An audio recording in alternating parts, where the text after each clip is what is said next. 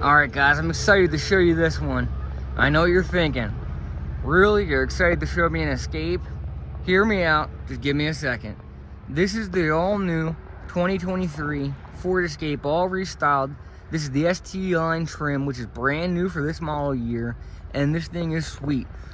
This Atlas blue color, look at this. These body lines dance in that color. It's so amazing looking. That subtle badging right here, let me show you that. The ST line badging. Gunmetal wheels here. All machined aluminum with cool looking design to them. Up front, everything's LED. So headlights, running lights, everything. And then you got this piece that goes across the top of the grille. Ford calls that the coast-to-coast LED light. And, you know, that lights up, looks beautiful against the blue at night.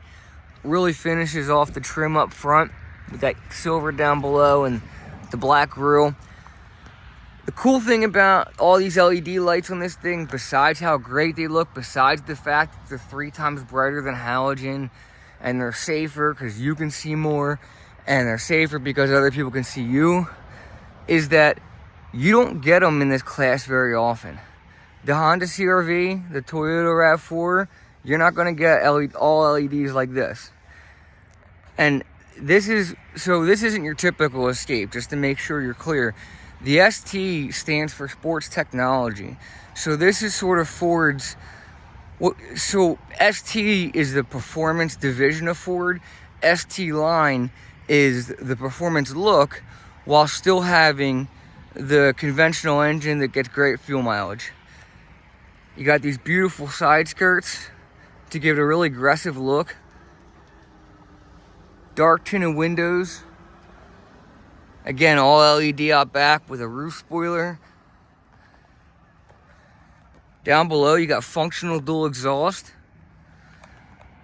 While we're back here, let me show you the hatch. This is a power hatch. There's also a button I can push on the actual hatch itself. And there's also a button up front on the dash that I could push to open it up. It's got the ST line floor mats. Seats fold flat. Back here, if you're tailgating, you got a nice 12 volt. Place to hang some groceries or something. Oh, and check this out. A full-size spare.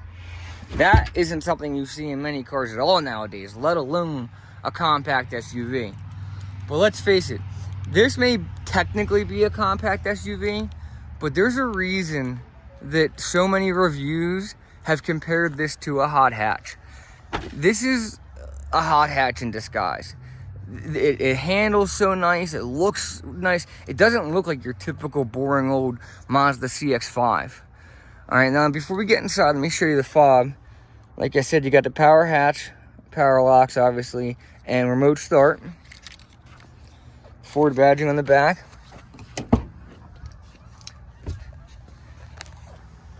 I like how they did these designs on the door panel, and they included a reflector down here, so if you ever broke down on the side of the road, or even if you're just parallel parking and the kids are getting out of the back, you're setting up a car seat, that's a way that if it's a little dusk or dark, the people bypassing you or people passing beside you can see you a lot easier. You got some two-tone interior fabric in here. It's the leather, or what Ford calls ActiveX, which is a synthetic leather. It's better than your natural leather because you get all the same comfort and softness, but it dissipates heat and temperature better. So you're not going to come out in the summer and burn yourself. Hang on a second. You got a nice fold-down cup holder here. And check this out. See the shape of the seat? The shape of the seat is designed specifically to be efficient. So Ford knows that this crossover is obviously not going to be the size of a Explorer or Tahoe. So they use the space very efficiently. So someone who's taller can, the driver can move their seat back without impairing the ability for someone to have their knees here. You know, they're not going to cramp them up. Same thing on the passenger side. Got some pockets back there. Got your own vents back here, which is not always a given with small compact SUVs. And they got their USB connections, both fast charger and regular charging. You got a panoramic sunroof. Now let me show you up front. Up front is my favorite part of this car, because the interior looks just so cool in it. So they did this like simulated carbon fiber all along the door panel. Of course, everything's power mirrors, power windows, all that. Red contrast stitching, and again, they did these designs on the door panel to really break it up and make it look nice. It's not just a plain, you know, cheapo door panel, which is what you normally see in this class of vehicle. And you also normally see hard plastics. This is all soft touch, really nice. You think you're in a lot nicer vehicle than you really are. I mean, a more expensive vehicle rather. Being the ST line, it's got the aluminum pedals and flat bottom steering wheel, and that red stitching is continued onto the steering wheel as well as the seats. Again, you got the ActiveX in the bolsters and a cloth material that is stain resistant in the center. Now check this out. Everything about the fit and finish is just so much nicer than you would expect for a vehicle that you could buy in the $30,000–$35,000 range.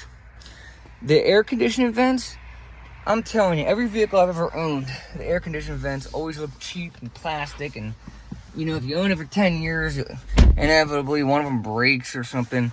This is like real heavy, nice rubber coated, you know, brushed aluminum look, and it's just really high quality. It feels high quality. As you look at the center console, instead of doing the typical gloss black that's gotten really, to me, outdated, as well as it's a pain because of fingerprints getting everywhere, instead they did this really nice textured look that matches the brushed aluminum really well. Let's start her up. Again, you got that simulated carbon fiber across the dash.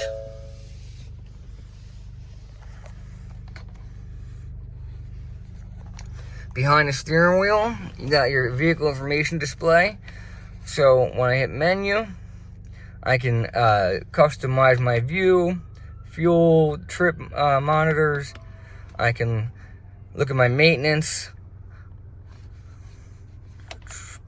And I'm using this to scroll through back, up and down, and then pressing in to do okay.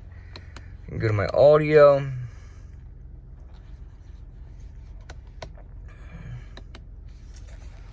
Down here, you got your automatic headlights. Again, the power hatch. Let's see, you're going to have your adaptive cruise control right here. So, you know, that allows you to set your cruise where you want it. If someone pulls out in front of you, the vehicle's going to automatically slow down.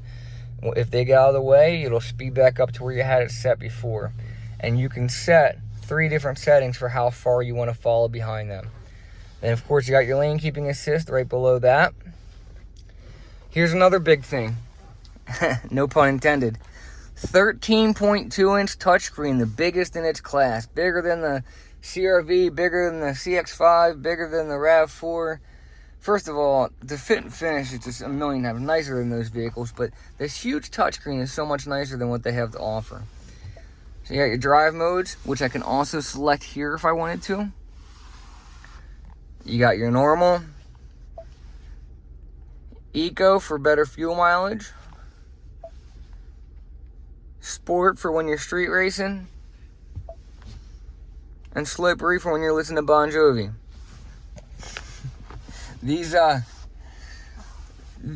speaking of fuel mileage, actually, I should mention this has the 1.5 liter Ecotec engine, makes 181 horsepower, 190 foot-pounds of torque, gets from 0 to 60 in 7.6 seconds, faster than any other vehicle in its class. Actually, I'm sorry, it's faster than most of the vehicles in its class. The CX-5 Turbo is faster to 60, but it's also a lot more expensive. This vehicle has a electronically governed top speed of 122 miles per hour, And what's nice, what I love about it, is it's got a true 8-speed automatic transmission. Not a CVT. Not like the CVTs that you're going to find in other competitors like the CR-V. If you know anything about CVTs, they're just no good comes from them, in my opinion.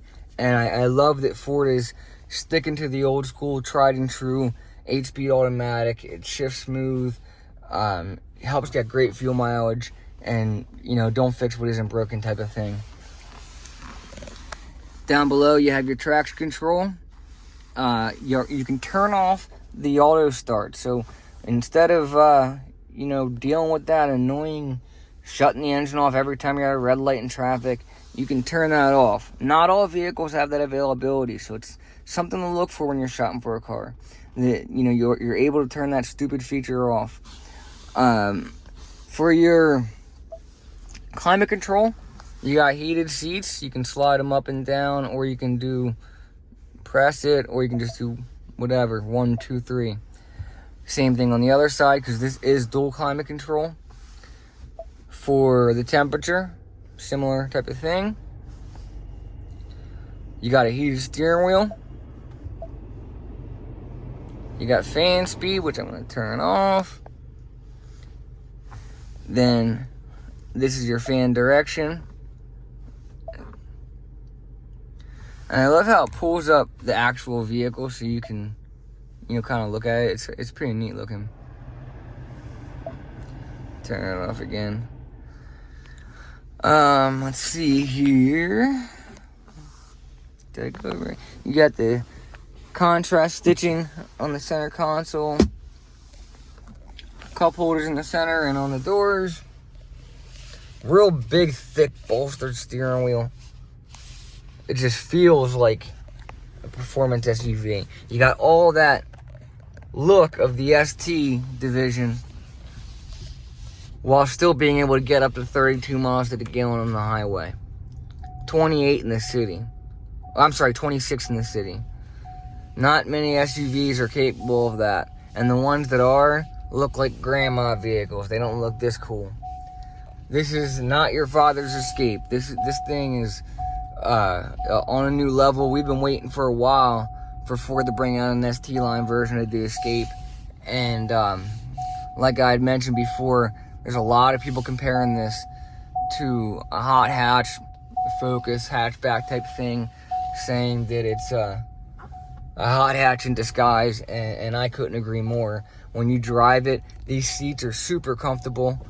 The all-wheel drive is very responsive, and of course adjustable with the drive modes. I'm sorry about the seatbelt, hang on a second. I gotta turn my